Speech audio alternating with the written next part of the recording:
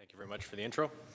So at the end of that last presentation, there was an excellent question asked over here about secure element, apps, and the fact that the mobile handset is a total battleground. It really is. So my background is in information security. The spirit of my talk and the content that I'm going to be delivering here today, a little different than the other presentations. It's going to be a little closer to what Andrew did yesterday, with a little bit of the realism that Derek was presenting yesterday from Visa. So I've spoken at information security conferences, hacker conferences, and the people that I've worked with for years are the white hats and the black hats, so the good guys and the bad guys. So they view mobile payments, credit cards, and everything we're doing here as a game. So I'm going to present to you today sort of how they view mobile wallets. So the three things I'm going to talk about are why mobile payments are secure today.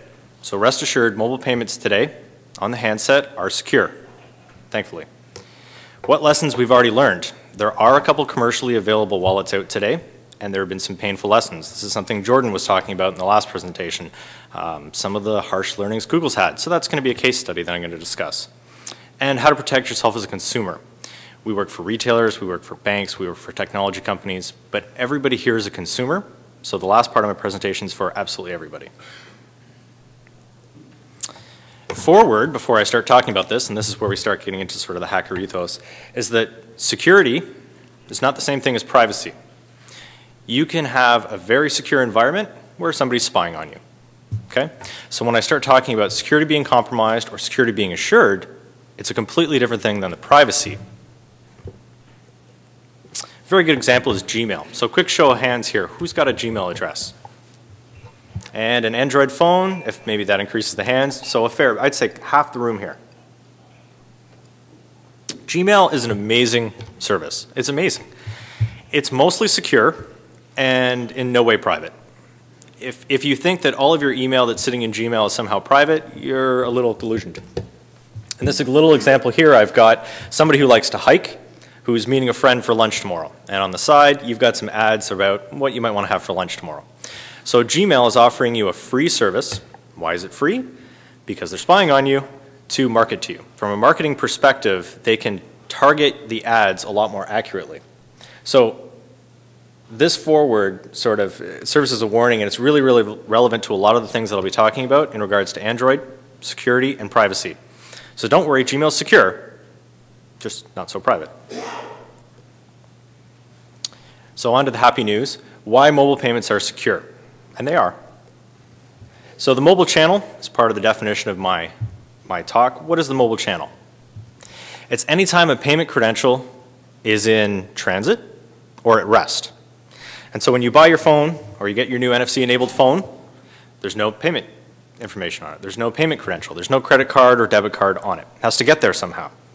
So over the air, this is something we heard from Endstream. This is something we heard from Rogers. This is the technology used to get your payment credentials down to the phone. This is the material that I work with every day at G&D. It's called Trusted Service Management and over-the-air provisioning services. User input. How does the phone know it's your credential? At some point, you're going to have to, or you could register, and you may enter your credit card information, or you may register, or you, the user, may be sitting there entering something into your phone. And I hate to say it, but security is always as good as the weakest link, and it's always the person. It's always the human. The end user that's sitting there with the phone is part of the mobile channel and is susceptible to attack. You from the banks and you as consumers, you've seen phishing email warnings, you've seen fraud alerts, you've seen all these issues with online banking and spear phishing attacks and stuff like that. So the end user is a target. I'll go into these in detail. For the retailers in the room, you're very familiar with the attacks on the point of sale terminals. You're sitting there and the point of sales are a little bit of a liability. We've seen an awful lot of mag stripe skimming and phishing and stuff like that off compromised terminals. This has happened with Interac. This has happened with credit cards in the past. And so we need to be aware that this threat exists with mobile payment. It's somewhat mitigated by the fact that we're now talking EMV and a lot of added security. So it's far better than it was in the days of mag stripe. But this is a threat. Is not going away. Not at all. Lastly, data at rest.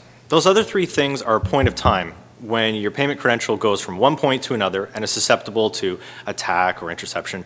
But when your payment credential is sitting there on your phone, it's a connected device, and it's sitting there susceptible to attack. Now, thankfully, we've put the credit card in a secure way, and I'll talk about that. But I think this, of all the 4 mobile channels, is definitely the one that's going to have the most threat, the most risk, and the one that we need to think about the hardest. Your payment details are sitting there on your phone that's connected 24 hours a day to the internet for the most part, because we're talking about smartphones here. Now, think about that in contrast to your wallet. When you put your wallet at home, you put it on your dresser, you put it wherever at home, it's not connected anymore. It's mostly safe. So, we will talk about data at rest in the handset. These are the major threats that you're going to face in the mobile channels.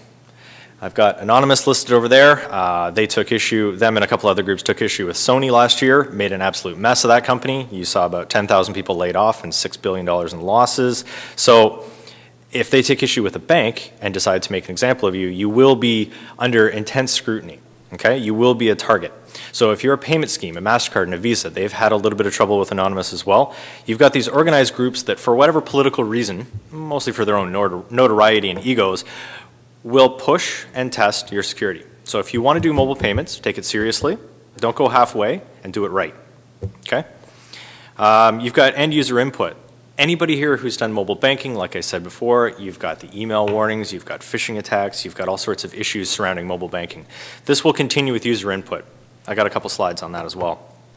The merchants, in the same way that you've been under attack at your point of sale in the past, you will continue to. There's also electronic pickpocketing, which I'll speak about a little.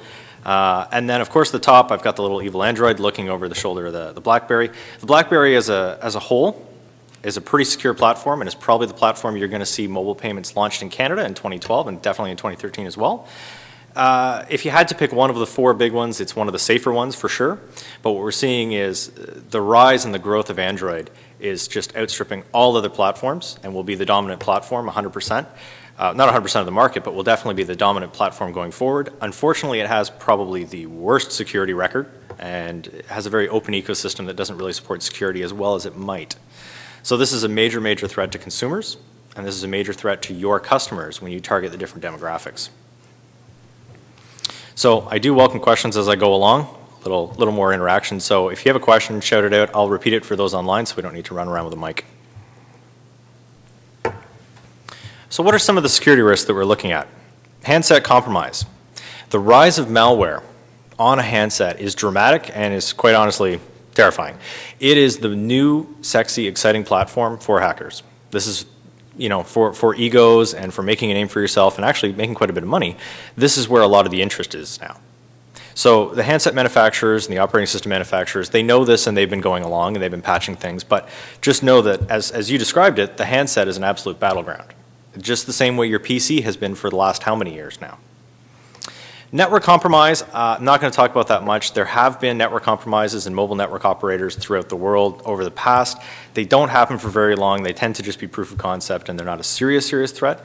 But when we start talking about credit card details going across mobile networks, that needs to be considered. And an organization such as Anonymous or similar might take issue with a particular carrier and compromise their network. So be aware of that. System compromise is something you may see internally. There may be an insider threat. There may be a vulnerability or some sort of network breach within your own network perhaps being a bank, perhaps being a merchant, perhaps being a MasterCard or a Visa. So you need to be aware that system compromise is also a potential threat when it comes to the mobile channel.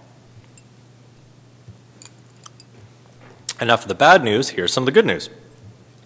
We talked about standards. We talked about what's being done to assure me, the end user, the consumer, that this is actually secure, that this is actually safe. So a global platform, a standards body that has sort of helped to regulate and standardize how everybody talks to one another. How a Rogers might talk to a bank, how Bell might talk to a different bank, how a loyalty company might be connected. And this is one of the spaces that a G&D and a Gemalto and a RIM and various organizations play. If we all play by the same standards, we can all adhere to the same sort of security guidelines and we can all be measured the same way. So you see OTA certifications on the bottom. So we talked about over the air again. I know Derek yesterday from Visa was talking about the amount of effort that goes into certifying a handset. And so they have to take the handset, and he said it was like 400 different terminals. They have to try each one of the handsets on to make sure it's safe. Okay, Visa and MasterCard are definitely investing the same amount of time and effort into certifying the systems that help to transmit the credit card details to the phone, from the banks to the phone. They're taking the same amount of care and effort.